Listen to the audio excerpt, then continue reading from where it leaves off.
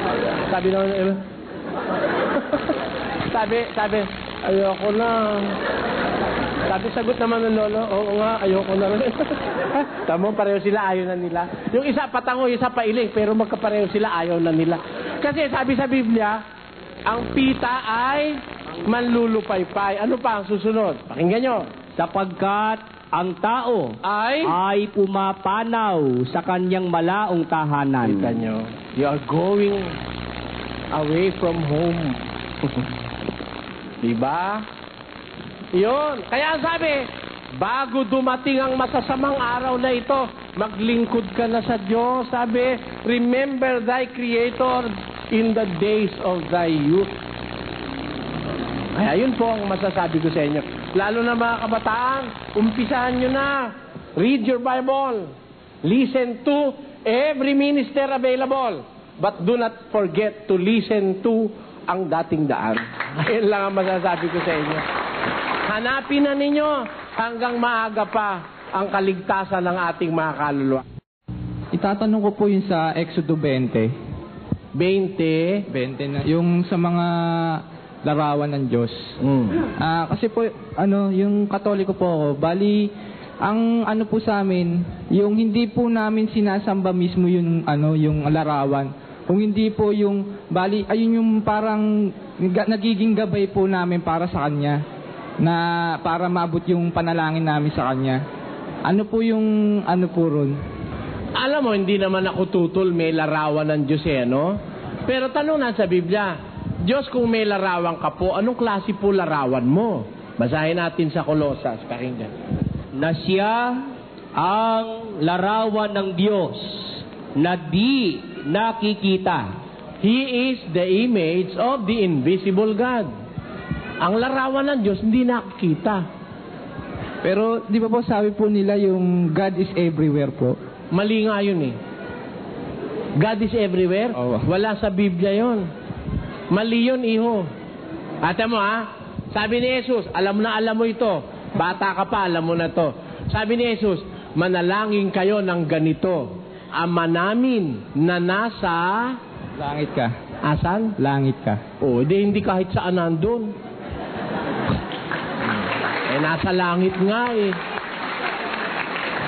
Di ba? Kaya nga siya, pag kinakausap ni Jesus, tumitingala pa si Jesus.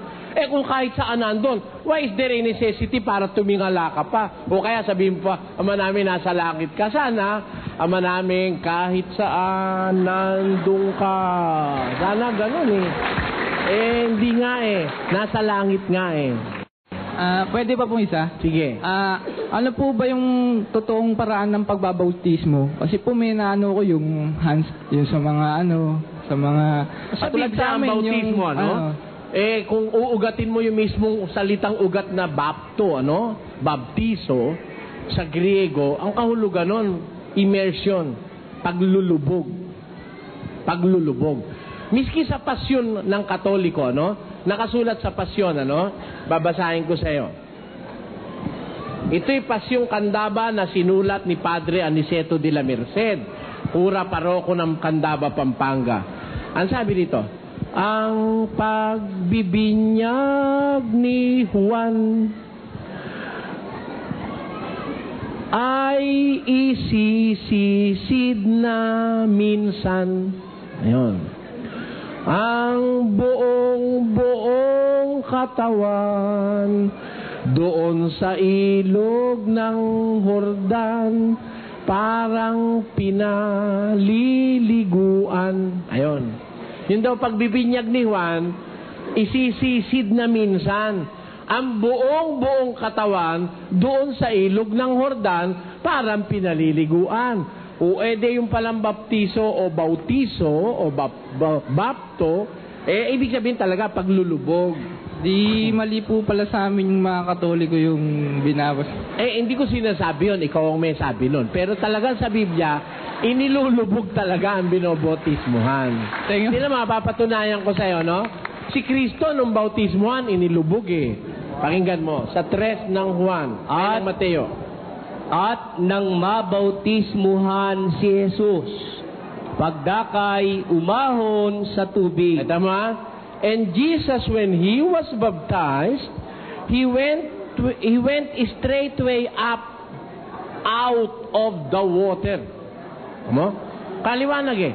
Jesus, when he was baptized, he went straightway up out of the water. Lumabas siya sa tubig. Eh, ba't lumabas? Eh, napaloob sa tubig. Inilubog. Yun. Ngayon, sabi ng iba, eh, bakit kami bautismong ganun? Problema na nila yun. Hindi ko problema yun. Masama naman sabihin ko na sila madilim ang utak nila, kaya nila ginagawa yun. Baka mamaya magalit sa atin, hindi na tayo makabalik dito. Basta ikaw lang ang may cargo nun, hindi ako, kapatid. Ha? Tinanong mo lang ako, yung tama lang ang sinabi ko sa Biblia. Iyon po ating sagot. Magandang gabi po, Brother Eli. Magandang gabi po. Yung tatanong ko po ay medyo related sa topic natin kanina. Tungkol po dun sa iba. Kasi nangyayari po sa aming magkakapatid yun eh. Kasi kami po, 12 magkakapatid. Ano nga po, pagdating nga po dun sa pananampalataya, medyo nahati po kami. Tatanong ko lang po sana sa inyo kung may possibility na na magkasama-sama kami dun sa isa lang pananampalataya. Meron. Ang pinakaparaan ng Diyos para kayo magkaisa-isa, yung unang makakakilala ng katotohanan, dapat magpakita ng magandang pamumuhay dun sa iba. Yun lang naman ang kasing paraan sa Biblia. Sa unang Pedro 2, versikulo 13, merong ganitong pangungusap. Pakinggan mo, kapatid, ha? 2:12, kapatid na Willie. Na kayo'y magkaroon ng timtimang ugali sa gitna ng mga hentil, upang sa mga bagay na ipinagsasalita nila laban sa inyong tulad sa nagsisigawan ng masama, dahil sa inyong mabubuting gawa na kanilang nakikita, ay purihin nila ang Diyos sa araw ng pagdalaw. Ang paraan, yung mabubuting gawain ang ipakikita nung nakakaalam ng totoo para mahikayat mo yung mga naliligaw na landasin. Di po ba yung, minsan may nasabi po kayo na yung Panginoong Diyos po pumunta dito na ang dala niya yung tabak? Tama, siyempre sa umpisa yun. Alam mo ba sa umpisa ang aking ama't ina naghiwalay pa? Iniwan ang aking tatay, ang aking ina nang siya'y umanib sa iglesyang ito. Naghiwalay sila ng 6 na buwan. Pero nung makita ng ama ko na ang ina ko nagbago, no? Naalis yung sugal, pagmumura, mga paglalasing. Kasi sugaro lang nanay ko eh. Ang katunayan, yung aming kapatid na panganay sa sugalan ipinanganak. Pero nung makita ng aking ama, malaking pagbabago na ganap sa nanay ko, nag-curious siya, nakinig siya. At ang aking ama ay naanib din pagkasunod na aking ina. Sa umpisa, siyempre. Maraming salamat po, Brother Eli. Magandang gabi o, Brother Eli. Magandang gabi po. Ang tatanong ko yung tungkol sa pagbabago ng tao. Sige po. Paano ho niya malalaman na kung halimbawa magbabago siya, may pag-asa pa o yung patatawarin pa siya ng Diyos? Wala namang tao na nagsisisi hindi pinapatawad ng Diyos eh. Basta't ang tao natuto ng pagsisisi, tumalikod sa kanyang kasamaan, 28:13 ng Kawikaan, kapatid na Willie.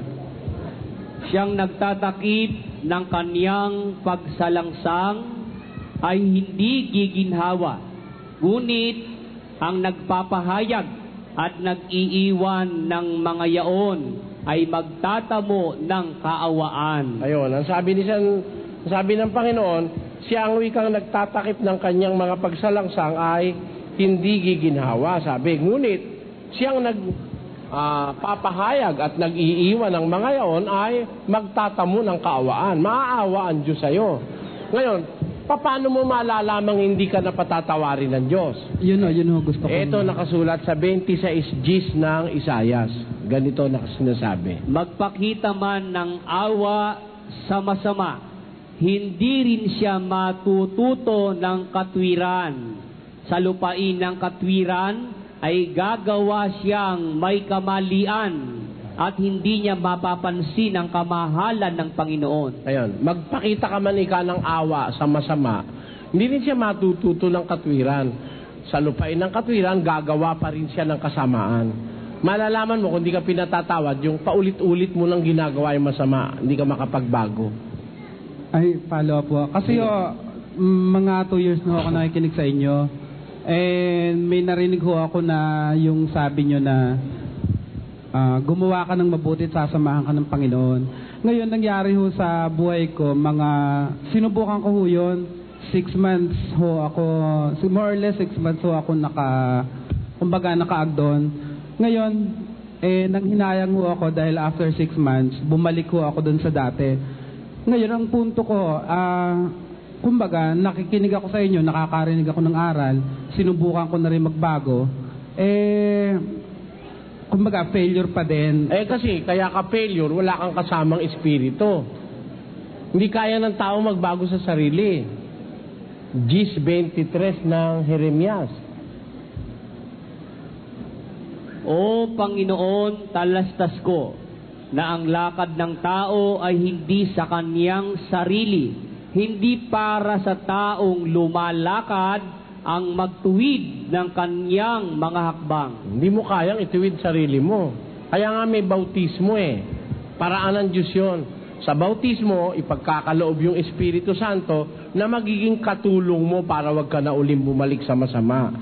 Sa 8:26. At gayon din naman, ang Espiritu ay tumutulong sa ating kahinaan. Ayun, sapagkat ang tao may kahinaan talaga, lahat ng tao may kanya-kanyang kahinaan, kailangan mo ang katulong sa buhay. Ang Espiritu ang tutulong sa atin para tayo makaiwas doon sa masama. Kaya lang, hindi ka naman magkaka-Espiritu kung hindi ka tatanggap ng bautismo.